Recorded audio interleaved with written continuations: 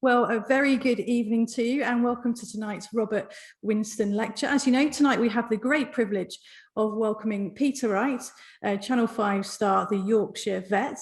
As we wait for everyone to arrive, we've got a few questions to ask Peter before we get the final few people joining us. So our first question for you this evening, Peter, is this. When we see you on the Yorkshire Vet, we see you at Skeldale Veterinary Centre. Can you tell us a little bit about the naming of that centre? Thank you, Joe. Yes, Skeldale Veterinary Centre was named after my old boss, James Herriot. It was named after the fictitious name of the practice he used in the Herriot books. And Skeldale House was the name that appeared in the series All Creatures Great and Small. And to keep the link with Herriot and my old practice in Thirsk, because Skeldale House, we moved to purpose-built premises on the outskirts of Thirsk from where the original practice was, and we needed to keep a link with the wonderful times that we had working there, so Skeldale was the logical choice. Excellent, thank you very much. Have you had any recent accolades since your appearance on the Yorkshire Vet? I've been very privileged, really, and I feel highly honoured that two things have happened to me of note. One is I was asked in 2018 if I would mind being the first ever ambassador for the Donkey Sanctuary based in Devon. This is a wonderful and extensive charity that looks after donkeys that are abused and neglected, and they work all over the world. And last year I was supposed to go with them to Nepal, to one of the centres there. Sadly, because of COVID, that couldn't happen, but I hope it happens in future. So it's a great privilege to be their ambassador. And secondly, in 2018, I was awarded an honorary doctorate by Harper Adams, who in conjunction with Keele are starting a veterinary course, or did start a veterinary course in 2020, and they gave me the honorary doctorate for promoting the profession. And that, to me, was a great honour. Excellent, thank you. What's your favourite thing about filming? So this afternoon you've met some of our children in the junior school. They've had the opportunity to meet you and ask some questions. What's your favourite thing about maybe speaking and being filmed and all those sorts of things? I think of all things and all the joys that filming the Yorkshire Vet has given me, I do feel that one of the greatest joys I've had is meeting children that love the programme, coming to Skeldale, meeting me, and it's been lovely to see their reaction and to speak to our fans, especially the young ones, especially the children, face to face, and that's given me a great amount of pleasure. Excellent, thank you. And last question before we get going, have you met any famous people? I've met a number of famous people over the years, but going back before we made the Yorkshire Vet, we had a horrible time in this country when we had foot and mouth disease, and our practice was at the centre of the outbreak around Thirsk. It was a horrible time, and I received an invitation a short while afterwards, a few months afterwards, and I thought the invitation had been wrongly sent. I thought it was to the son of James Herriot, who was still alive and kicking and going well, and I thought it was for him, but it was for me, and it was an invitation from Prince Charles to lunch at St James's Palace in recognition of the hard work that had been carried out during foot and mouth disease. So I felt highly honoured and had a most wonderful time with Prince Charles. Excellent, thank you so much. Well, as we begin, may I extend our welcome to you all on behalf of Hill House School as we welcome Channel 5's The Yorkshire Vet to speak to us this evening. Throughout the talk, you're more than welcome to submit your questions using the Q&A function at the bottom of your screen. And thankfully and very kindly, Peter's agreed to answer as many of those as he can towards the end of his talk. So without further ado, over to you, Peter. Thank you, Joe. First of all, I would like to say it's a great privilege to be here at Hill House School, and I've been looking forward to it immensely. And certainly it has lived up to my expectations. I think it's a wonderful place. And for those people who don't watch the Yorkshire Vet and don't know me, my name is Peter Wright. I've been a veterinary surgeon now for 1 month of 40 years. So I think it's fair to say that I'm quite experienced. I was born in a small village a dead-end village. We had no pub. We had no shop. So it was a very small, close-knit community in a small village just outside Thirsk. I've got to say we weren't well off at home. My dad managed a farm. We lived adjacent to it. And I think that's when my interest in animals began. There were cattle on the farm, there were sheep and pigs, and we had chickens at home, we had a dog, we had cats, we had a rabbit. So I was generally interested in all animals, but on going to the farm, that's when my love really occurred. And I used to go with handfuls of animal feed and hand them, offer it to the cows and various other animals, and befriended some of these animals. And this was, to put it sounds corny, but this was the beginning of my love of animals. I went on to become a mixed practice vet, dealing with all types of animals, all species of animals. And in my hometown in Thirsk, I was very lucky that we had a veterinary surgeon there called Wright, who was better known throughout the world as James Herriot. He wrote a series of books in the late 70s and early 80s. And during the course of writing those books, and since then, 80 million books have been sold worldwide. And they were translated into 20 different languages. This was phenomenal. There were 2 feature films made based on the books. And I think most people will remember James Herriot for the long-running television series. For those that can think far enough back or were born then, they went from the late 70s to the 80s, and the television series attracted 18 million viewers, which is phenomenal. There's been a remake of All Creatures Great and Small recently, which went out on Channel 5 last year, and it also, for Channel 5, reached peak viewing figures. So it was a tremendous programme. From the year 2000 onwards, I became senior partner at Scaledale Veterinary Centre, and I ran it until very recently. That was some 15 years after the death of James Herriot. In 2014, I was approached by a television company based in Leeds called Daisy Studios, and they were charged by Channel 5 with making a television series about Yorkshire vets that dealt with all creatures great and small, if you find the pun. So we're dealing with all species, and they chose ultimately that our practice in Thirsk was the one that they wanted to work with.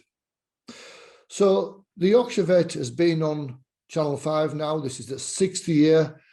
We've made over 120 episodes, and we regularly achieve 2 million viewers per week.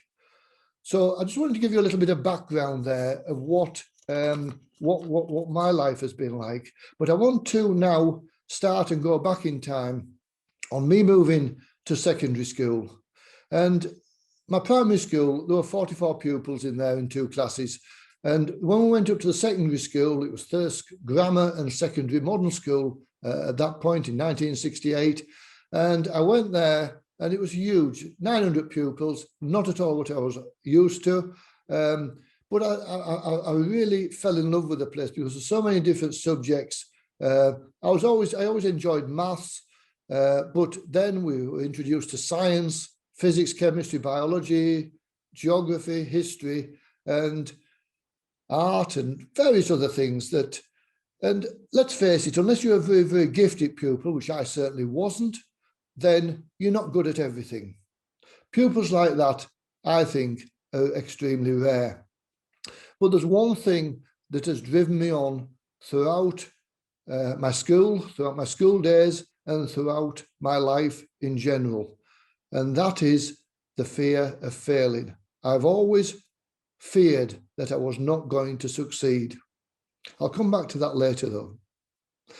I was very shy at school, very shy indeed, and I was very nervous in class. So if the teacher asked me a question and he picked on me to give the answer, I was petrified of my voice being heard in front of everybody else.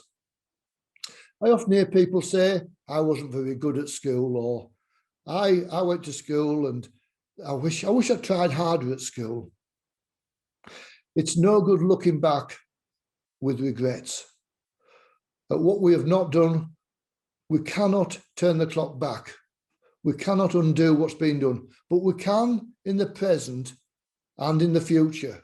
We can change things, but it's no good looking back with regret. For people who say I was useless at school, I would refute that. We're all good at something, and we need to concentrate on those subjects that we are good at, but you also need to work hard at the subjects that we're weaker in. And I think in both situations, with the strengths and the weaknesses, I think this applies to life in general. We've got to concentrate on what we're good at, but work on what we're not good at. For instance, I was useless at art. I still am useless at art. I tried hard, and they used to put on my school report, tries hard. And I knew I tried hard, but I just simply wasn't good enough. I just didn't get it. So why should you try your hardest at school? Answer is very simple. If you don't try your hardest and do your best, you will have regrets in later life. And you've also got to think on your teachers here at Mill House are there to help you do your best, your very best, and they will try and ensure that you do. But ultimately, it's down to you as well. Coming back to my fear of failing, I know now it is okay to fail. I've got to say that. But on one condition only, that we've done our best. Because without doing our best, it is not good enough to fail. My old boss, James Herriot, used to say to me about my patients, you can and you must always do your best for them, Peter. You can do no more. As a veterinary student on leaving school, I was lucky to get a place to study veterinary science at Liverpool University. My granny wanted me to work in a bank. She thought that was a much better job, and she tried to talk me out of it, but my mind was set on it. And I went off to Liverpool University to study, and to start with, I suppose, living in a big city, coming from a very, very rural background, I was like a fish out of water, and it did take me a little time to adapt to life in the big city. But the veterinary faculty which I joined was like a big family, really. And in my year, there were 50 veterinary students. I've got to say 3/4 of them were boys and 1/4 were girls. And we all had a common aim, or nearly every one of us had a common aim, and that was to become mixed practice vets. So what's happening nowadays, things are somewhat different. The year groups are much bigger. And I've got to say that not 3/4 boys and 1/4 girls, what we've got now, 9/10 of the intake now are girls and 1/10 are boys. Come on, boys, what's happening? Are we going to let the girls take over the world, or at least the veterinary world anyway? I think we need to have some more lads that are interested in becoming veterinary surgeons. As I said, in my year, I wanted to be a mixed practice vet, and that means dealing with all species: cattle, sheep, pigs, horses, dogs, cats, furries, rabbits, anything you name, we would treat. But I've got to say the profession's changing dramatically now. And it's changing in the fact that, as in human medicine and surgery, the techniques are improving. There's been many, many advances. And as a consequence of this, it is now too much almost to become a mixed practice vet, as the advances in treatments and investigations that we can do in animals pretty much mirrors what's happening in humans. And so qualifying as a vet now is very different from when I qualified. It's much more specialist now, much specialized and much more complex. So we have to take this on board, really. When I qualified as a vet in 1981, I worked for a brief time in Bedfordshire, where I was very happy, but I did miss North Yorkshire. And when I was invited back to Thirsk to work for Sinclair and Wright, which was the Herriot practice, it had become at that point much more famous and widely known as the Herriot practice throughout the world. The work was very varied. And there was no such thing as a typical day. And my plans could be dashed very easily for what was planned out for me, because if you had a calving, a difficult birth, a difficult lambing, you had to go immediately. Or if you had a very sick animal, you had to down tools and you had to deal with that animal. So you couldn't really plan very easily. But the practice itself was like a big happy family. It was very friendly. It was a very welcoming place. Alf Wright was, despite all his fame, a very humble and gentle man. He was very kind, and he was always there for a young vet like me to turn to with a pearl of wisdom. I learned a lot from him about being a vet. For instance, how to look after your patients and clients alike. Always do your best, is what he used to say, if you remember from what I said earlier. You can do no more. Similarly, the senior partner at that time was one Donald Sinclair. He was better known through the Harriet books as Siegfried Farnham. He too was a very humble man and a very gentle man, but he was also wildly eccentric and very, very unpredictable, but still a fantastic vet. And I remember one morning going out before daybreak to carve a cow, and it was quite an involved job. And I had to call, with no mobile phones, I had to call it the practice on my way home with a message. It was about 9 a.m. I'd had no breakfast. I hadn't washed. So I was a little bit dishevelled, to say the least. And I called in with a message at the practice just as everyone arrived. Siegfried was there, pacing up and down, organising things as usual. And he took one look at me, and Peter, he said, I want a word with you. And he took me into the small animal dispensary, which is where he took people when there was something personal to say. Now, I'd been working very hard as a vet, and I thought, ooh, I'm going to get a pat on the back, or maybe even a pay rise. So we went into the small animal dispensary, and Siegfried, or Donald Sinclair was his proper name, shut the door. He said, Peter. I said, yes, Mr. Sinclair. He said, where's your tie? I said, well, I've been out to a calving, Mr. Sinclair. I said, I don't want to hear. He said, put it on before you come back in. He said, you're a disgrace to the profession without it. So I'm aware today that I haven't got my tie on, but just to prove that I am not a disgrace to the profession, I brought my tie with me. One lady, on watching an episode of the Yorkshire Vet, she sent us an email to say, why do the vets, when they go out onto farms, why do they wear ties? Why do Peter and Julian wear ties? Well, that's the answer. I didn't want to be a disgrace to the profession.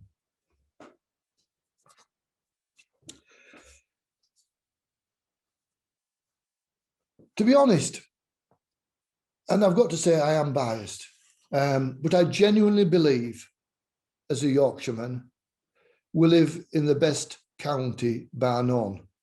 To me, Yorkshire is God's own country. During lockdown, God was seen walking through Yorkshire up a country lane, and someone said to him, what are you doing? What are you doing here, God? He said, it's all right. Don't worry about it. I'm just working from home. And I couldn't have put it better myself. So why is it that Yorkshire is so special? Yorkshire is so diverse, it has everything. The countryside, the North York Moors, where I live and do a lot of my work. The food, which is phenomenal. The produce that we have in Yorkshire is second to none. The diversity, a mix of cultures. The wonderful cities that we have, steeped in history. But I think, above all else, there's something there that I haven't mentioned yet, which I believe gives Yorkshire the spirit that it has, and that is the people itself that set it apart from the rest of the country. The people are warm, the genuine, the hospitable, they're honest, and they have a community spirit that I haven't seen in other parts of the country. And when I used to ask Donald Sinclair if he was going away on holiday, I always had the same answer. I don't need to go anywhere.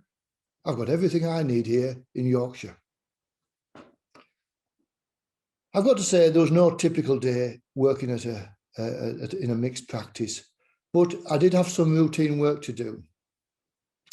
And as a young vet, one of my favourite days was to go to a place called Ampleforth College. Ampleforth College is a Roman Catholic school about 12 miles from Thirsk, and they had a dairy herd there of about 250 cows. And I would probably go once a week and see about 20 to 25 of these cows. And our job mainly involved seeing any sick cows. Obviously, there might have been an odd sick cow to see. Sometimes we'd have an old lame cow, which often involved an abscess to pare out of a cow's foot because of the conditions that they're walking through. But a lot of the work involved slipping on an arm-length glove and carrying out a rectal examination of the cows. And we would do that to see if these cows were pregnant. And I've got to say, as far as people think it's a dirty job, it isn't a dirty job. It was basically chewed grass I was working through as I was carrying out these rectal examinations.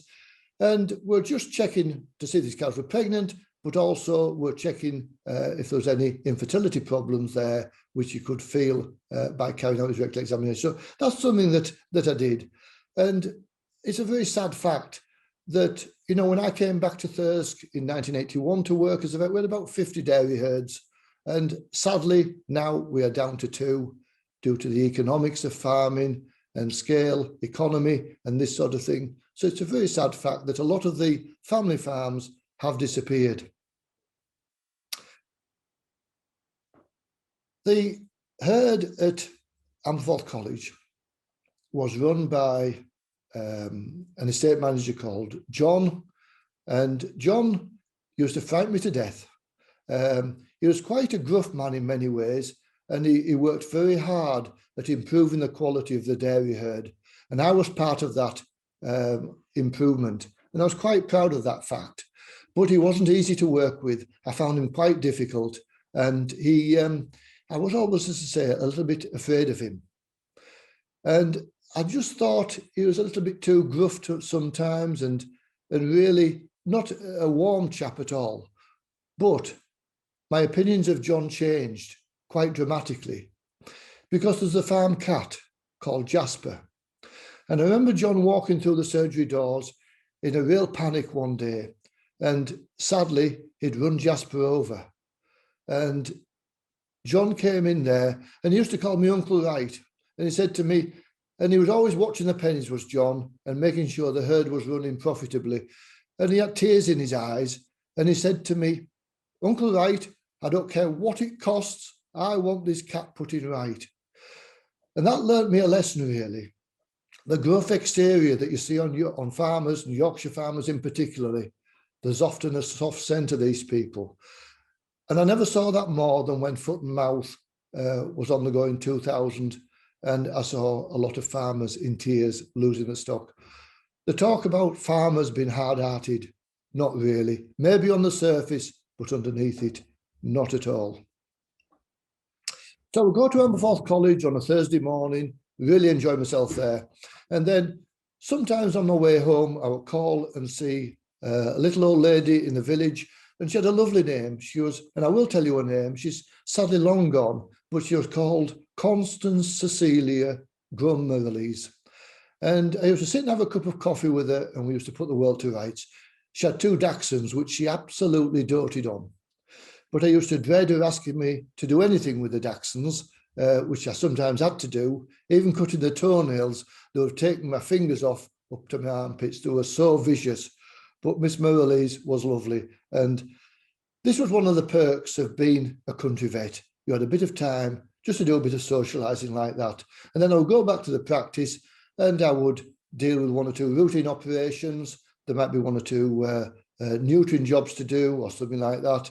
And for those of you who watch the Yorkshire Vet, you probably know that, and I wasn't aware until we made the programme, that I do spend a lot of time seemingly trying to remove testicles from some of my unwilling patients.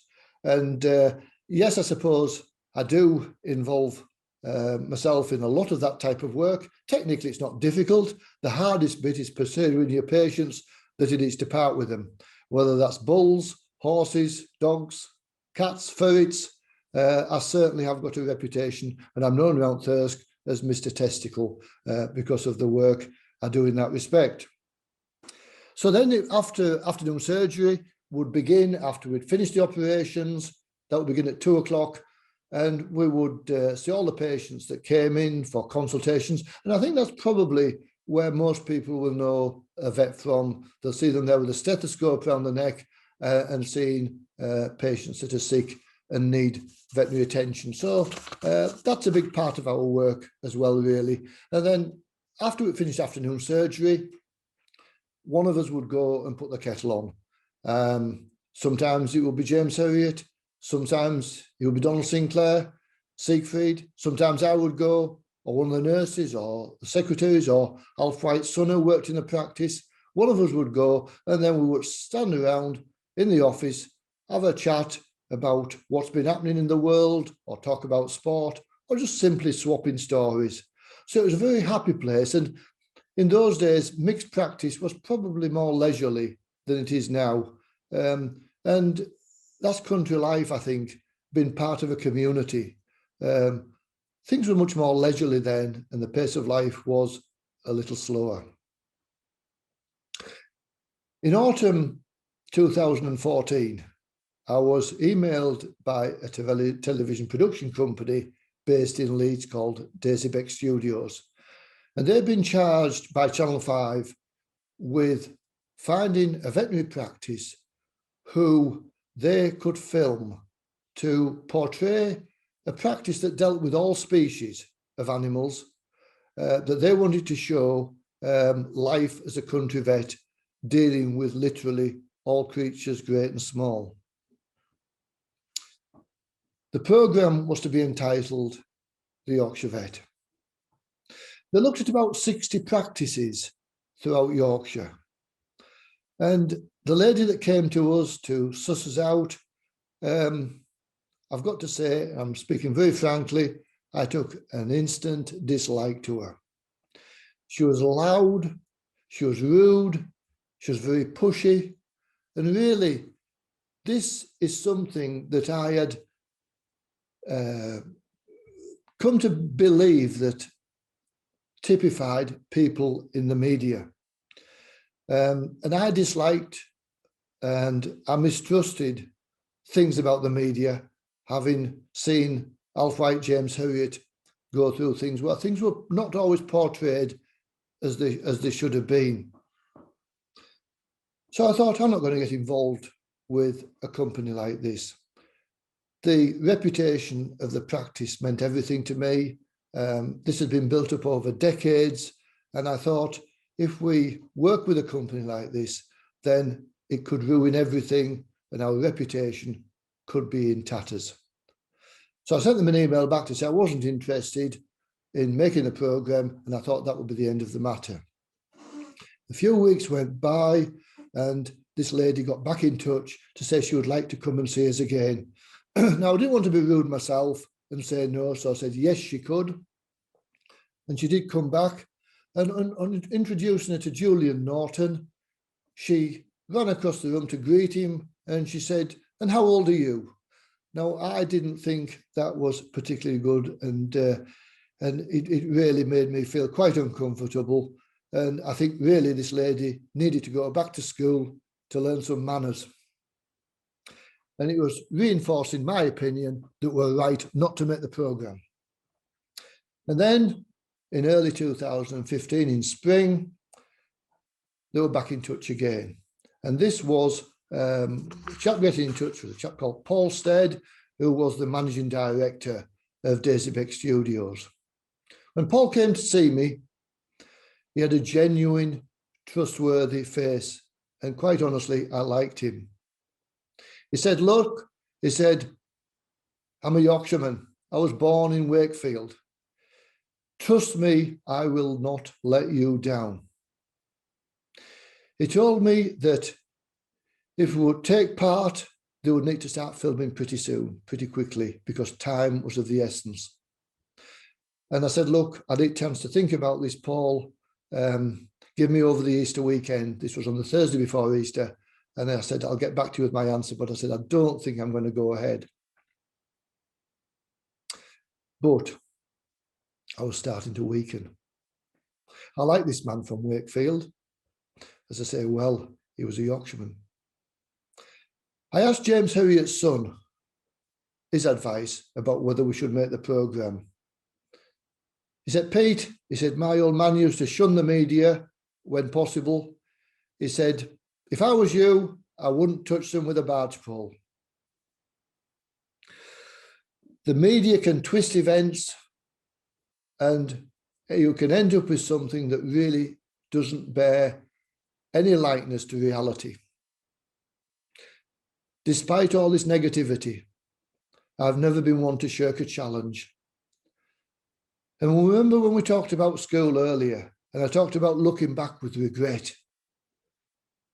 Would I look back with regret at a missed opportunity? Was I shirking a challenge?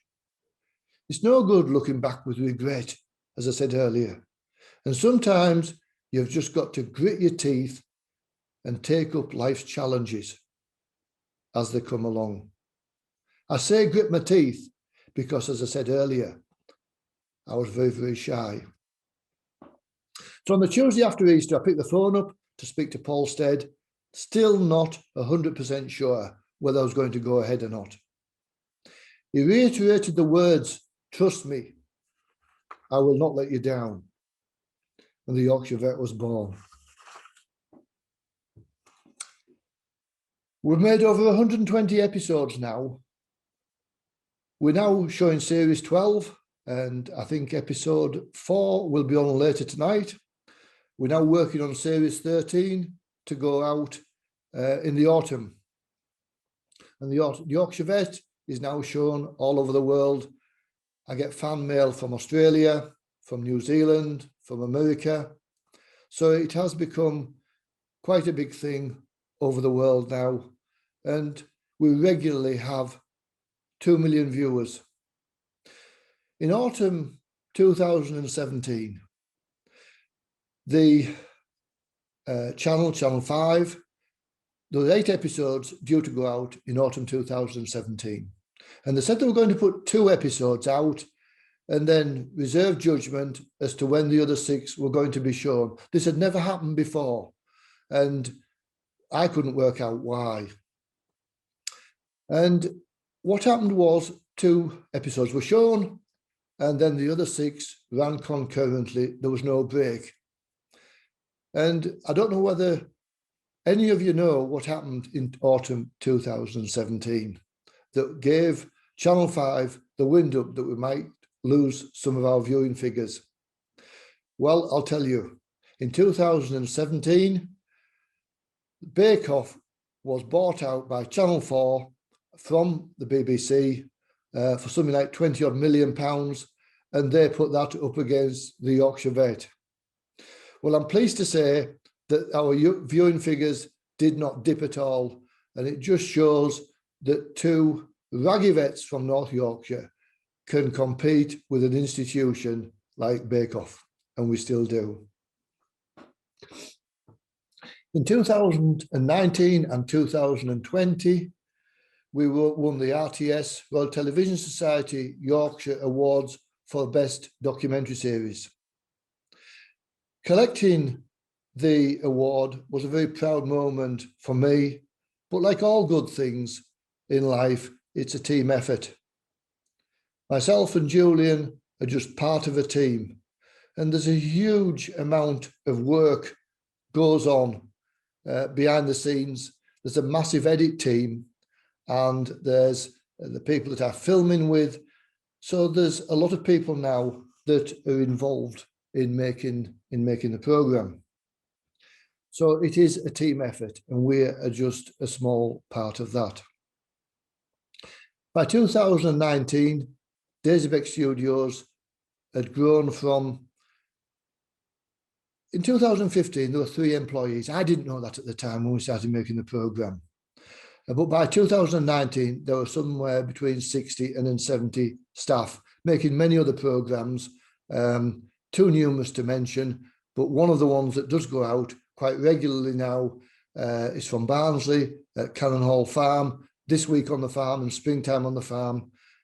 So Daisy Beck Studios make that, and that has also been a great success. But that is one of many, many programs that have gone out.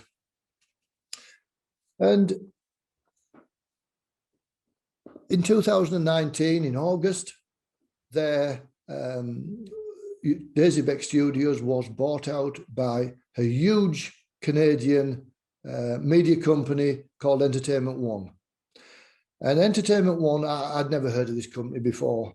And I did Google it to find out what it was all about. And as far as I could see, they had one star. And that was a big pink cartoon blob called Peppa Pig. Well, that was a new one on me. So now the Yorkshire Vet, possibly you could say, is subservient to Peppa Pig.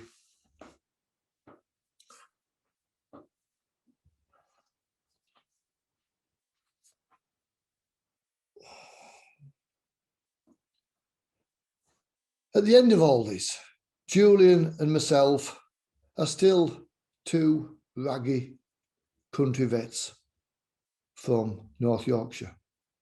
Nothing more, nothing less. So if you do take away anything today from what I've talked about, please, I want you to take away how you can succeed in life with effort and hard work. And even if you do fail, which every single one of us does at times, it doesn't matter in life if you do fail, as long as you've done your best. Thank you very much. Thank you so much for that wonderful talk. As you know, we've got many questions coming for you now. If you haven't yet submitted a question, there's still time to do so. So please use the Q&A function at the bottom of your screen where you can submit your questions. Now, our first question for you, Peter, is this. What's your favourite animal to treat? This varies. In answering this question, I've got to say at this time of year, we are heavily involved with the lambing season. And this is one of my favourite times of year. So at this time of year, I do love sheep and the lambing work. It's very seasonal as working as vets with sheep, but I do like lambing time, sorting the lambing problems out that farmers have. And there's nothing more satisfying than coming away from a farm and seeing a ewe licking two newly born lambs as they're sitting up there and trying to get to the feet. It's also a sign of a new beginning, of springtime, and lambing season coincides with that. So it's a very special time for me. But I have always enjoyed working with cows. I do enjoy working with dogs and cats as well. So I've got to say, I haven't got a particular favourite, but I do enjoy the varied work that I have, very much so. Excellent, thank you very much. Is there a future for private veterinary practices in the view of the influx of corporate ownerships? That's an excellent question, a superb question. And I've got to say, it is very difficult now in maintaining an independent veterinary practice. The corporates are becoming more and more powerful. They have huge purchasing power in drugs and medicines. And so they do really are really getting a stranglehold of the veterinary profession. And it's said in something like 3 to 4 years' time, 80% of veterinary practices will be corporate. And it's a very complex subject, really, because going back to when I became a partner and senior partner at Skeldale, we worked long hours, ridiculously long hours. And I think a lot of graduates nowadays consider the work-life balance, quite rightly. We didn't get the opportunity to consider our work-life balance, maybe as much as we should have done. I didn't see my family growing up, which is a regret, really. And I do look back with regret on that. I always seemed to be at work. And my wife, Lynn, said she was married, that I was married to work as much as I was to her. And it was very hard. With the corporates, it's much more structured. And I think a lot of vets nowadays don't want the responsibility of running a veterinary practice. It's much more difficult these days, much more complex. And certainly, the corporates often have their own out-of-hours services, which people can attend. So I'm afraid this trend is going to continue, whether we like it or not. Would James Herriot have liked it? I think not. But it's considered progress of sorts. I don't know. It's the public ultimately that will decide whether this is the right type of care that they want. Great, thank you very much. Now, we've asked you which your favourite animal was. Can you tell us which is your least favourite animal to treat? Now, that's a leading one, so I'm going to upset people here, aren't I? I think I'm not very good, if truth be told, with reptiles generally, and I tend to leave them to the experts. But I have treated a few snakes. Now, if I'm going to get attacked by a dog or a cat, you can tell by the expressions on the faces if they're going to do you harm or not. And then I'm reaching for a muzzle if I feel as if one of my patients is going to bite me. Now, if you have a snake sitting there on a consulting room table, you look at those eyes, they don't tell you anything. They're very impassionate. They don't tell you whether they're happy with life, whether they're going to strike at you, what they're going to do to you, really. I just can't read a snake at all. So I think I'm going to leave reptiles and snakes really to the experts, and I'll just stick with what I know best. So no, snakes are a bit of an oddity as far as I'm concerned. Brilliant, thank you so much. Now, this afternoon when you joined us in the junior school, you told us a little bit about one of your fingers. Could you tell us a little bit more about how you maybe accidentally cut off part of your finger? Well, when I lived in the dead-end village that I was brought up in, I was too young really to use a nutcracker. And I used to go, if I wanted to eat a walnut, I used to go and poke it just above the hinge on the door. And then I used to pull the door shut. And that worked quite nicely. Well, I was just poking the nut above the hinge so I could then pull the door shut and break the nut. And my brother, who was just learning to walk, ran and slammed the door shut before I got my finger out. So he chopped my finger end off, which has been a bit of a nuisance really as a veterinary surgeon, because I don't have quite the same feeling in it and the dexterity as I do with my other fingers, but I've had to adapt over the years. It's my own fault. How stupid. Thank you. Now, closely linked to that one, have you ever been injured by an animal that you were looking after? I've been kicked quite a few times. I've been bitten quite a few times. I've never been kicked badly by a horse. I have been kicked by a horse, but not badly. Cows, if you're kicked by a horse, it can be fatal. It's that simple. I know many colleagues in the profession and horse people as well that have been badly maimed by being kicked by horses.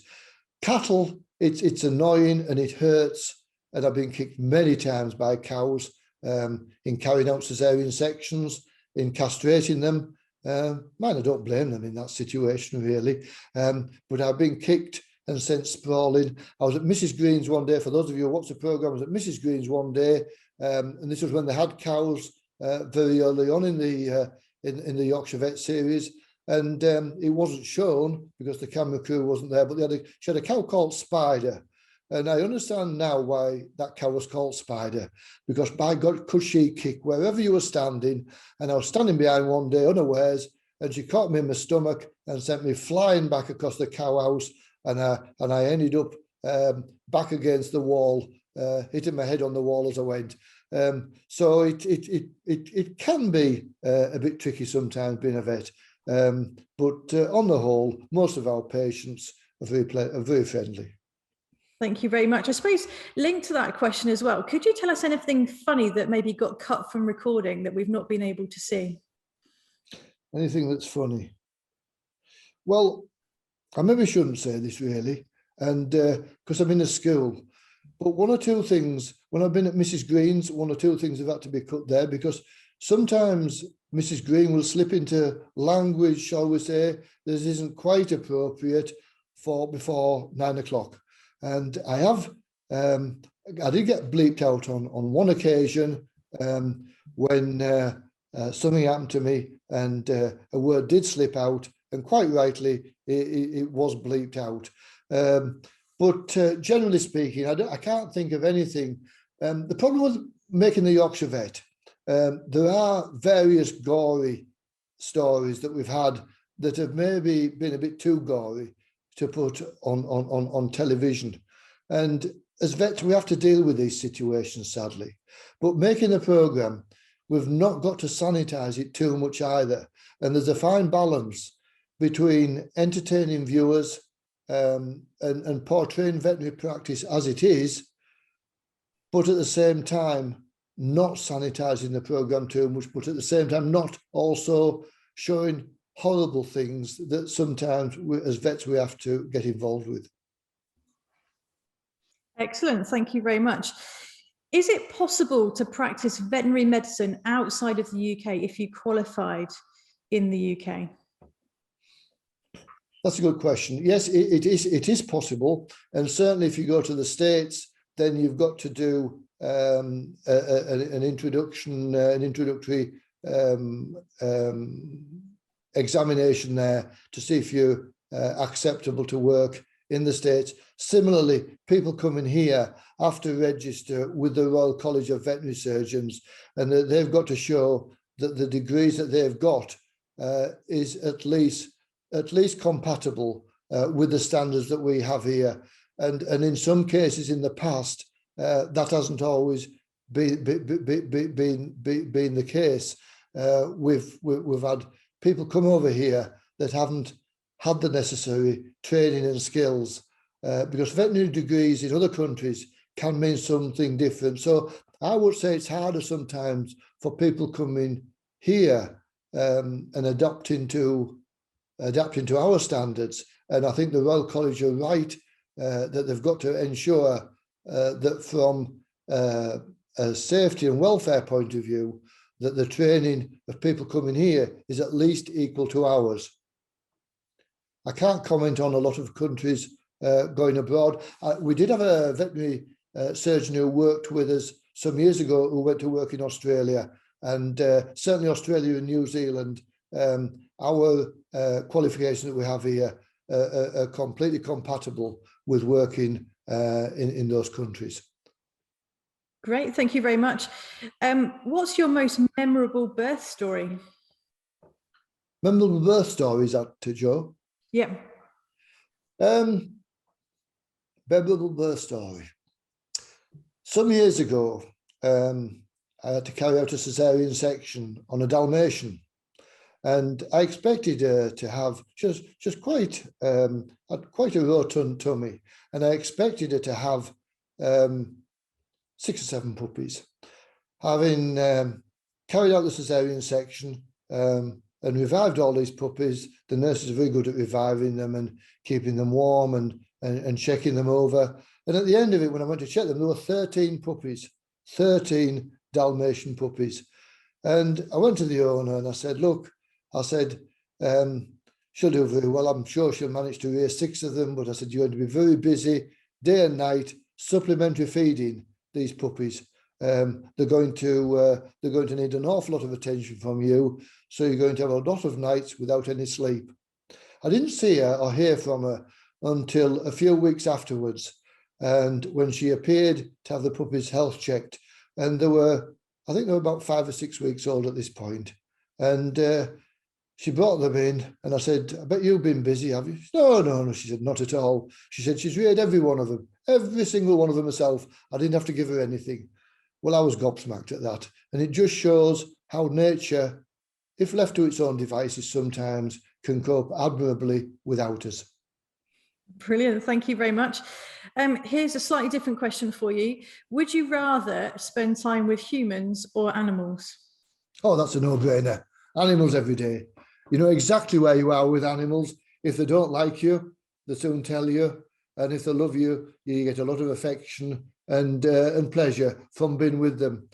Humans can be different sometimes.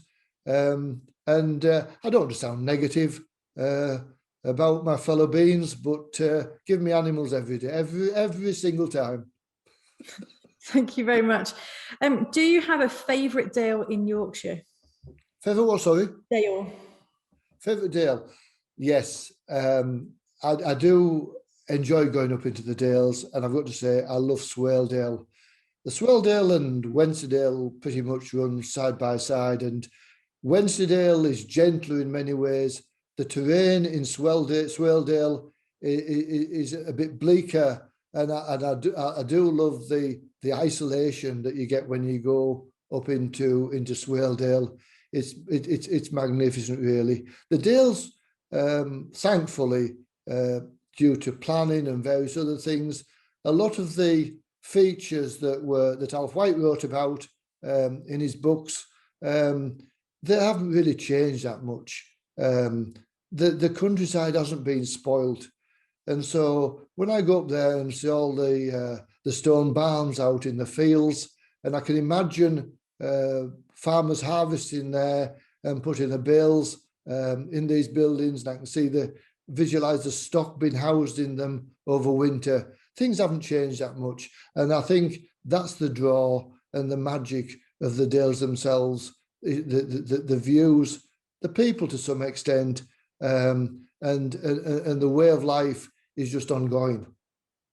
Great, thank you so much.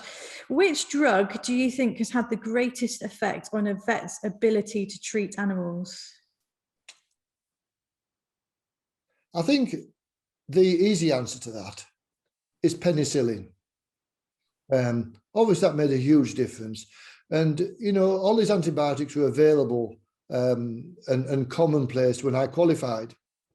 But going back to when Alf Wright, James Herriot qualified, they relied a lot on potions, and a lot of these potions and drafts and drenches that were given at the time, they had colorings in, and there were all sorts of ammonium salts in and various other things that, you know, they were used for chill and fever drenches and colic drenches. And a lot of them, I think, were fairly useless. I think what they relied on, sadly, in those days, is a lot of the patients getting better anyway, which some of your patients would do. So when antibiotics came along, and Alf Wright had antibiotics at his disposal, as I said, they were commonplace when I qualified, but he was like a magician going around farms, curing animals with antibiotics. The other thing that he often said to me, Peter, if I had to choose, if I was allowed to take one thing into isolation with me, if I was going off into the countryside on my own, and I was allowed either a bottle of antibiotic, a bottle of corticosteroid, he said I would be hard pushed to know which to choose. And the corticosteroid that we use in practice quite commonly is one called dexamethasone. And it's rather interesting that during COVID, dexamethasone has been recognised as a very serious and significant treatment of COVID for people that are seriously ill in hospital. So corticosteroids have many uses as well. And like Alf Wright, James Herriot, I would be hard pushed as to know whether to take a bottle of penicillin or whether to take a bottle of corticosteroid with me if I only could choose one. Thank you very much. Do you have a favourite patient? Are you allowed favourites? A favourite patient? What, a favourite individual or a favourite type of patient? Let's go with an actual favourite animal patient. At present day, Mrs. Green has about 15 cats. And very recently, one of them went missing, called Chester. Chester is a lovable ginger tabby, and you can do anything with this cat. And she rang me one day, because Mrs. Green rings me at home probably at least 3 or 4 times a week. Sometimes it's just to go and pick some sweets up. Sometimes it's to go and see an animal that she's sick, and she's always quick off the ball with her animals that are sick. She picks it up, put it very quickly, and she doesn't hang about. She's on the phone straight away. But she rang me one day, heartbroken, this was quite recently, to say that Chester had been missing for 3 days and she feared that he may have been knocked on the road. So I called in to see if I could help look for him where she'd been looking for him. And it was just the perfect timing, because Chester had just turned up. He had oil on his body. He obviously had been knocked by a car, and he'd obviously run for a period of time. But that cat is one of the most lovable cats I think I've ever met in my life. You can hold him in any position and he doesn't mind. And the way Mrs. Green holds some of these animals, they have to get used to anything, and they do. But Chester just loves human attention, and he is one of my favourite characters that I treat these days. Great, thank you very much. Now, we've got a few people asking very similar questions. So what are your top tips for anyone who'd like to become a vet? I think anyone that wants to become a vet, I think I've pretty much answered that in what I've talked about today. Being at school, do your best. Sadly, you do need to achieve very high examination results. And it was the same when I qualified. You've got to grit your teeth, do the best you possibly can at school. Get help from your teachers to make sure that you have done as well as you possibly can. I did from my chemistry teacher. He was absolutely great and he helped me no end. The other thing I would say is get as much grounding as you can in working on farms, not necessarily going to veterinary practices, so that when you put your application in, you've worked on a dairy farm, if that's possible. You've worked with sheep, you've worked with pigs, you've worked on an animal rescue centre or a rehoming centre. These sort of things really put you in good stead. And the other thing, they're looking for rounded people that have got lots of irons in the fire, if you like. And it's very hard, I think incredibly hard these days, especially with COVID, with what you've got to learn, with what you've got to take in. But if you do have time, the Duke of Edinburgh Award, that's always regarded very highly for people that have the ability and the time to go down that route. So all these things you can put on your submission to go to veterinary school, and this sort of thing often is a bit of a tiebreaker, really. But it's hard enough getting those grades, I've got to say, and I feel sorry for people that desperately want to be vets, but they don't quite make it. And when I was at Harper Adams receiving my honorary degree, in my acceptance, I did make this comment because they started a veterinary school in 2020, last year. And I did make the comment that we've got to look for more than just academic ability in choosing our future veterinary surgeons to do the veterinary course. It's hard doing the veterinary course. You've got to absorb a lot of facts, but you don't have to be totally the brightest, most academic of pupils. And so we've got to give more leeway to people that might not achieve A stars right through. We've got to look at other ways of getting these people into veterinary science and ultimately qualifying as veterinary surgeons. Great, thank you so much. Do you think there should be more legislation surrounding dog breeding in the UK? That's a very good question. Yes, I think the short answer to that is yes. And the problem is, at the moment, we have these so-called puppy farms. And from a legal point of view, what defines a puppy farm? And that is part of the problem. We have people importing puppies wholesale, and they can masquerade by planting these puppies in people's houses, pay them to do so, and then it looks as if those people have bred them, when in actual fact they're imported.